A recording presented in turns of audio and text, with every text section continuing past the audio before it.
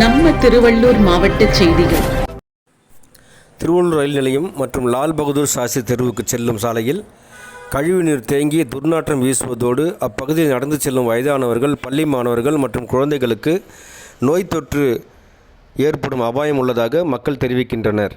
நகராட்சி நிர்வாகம் உடனடியாக நடவடிக்கை எடுத்து கழிவுநீர் கால்வாயை சரி செய்து தரும்படி பொதுமக்கள் எதிர்பார்க்கின்றனர்.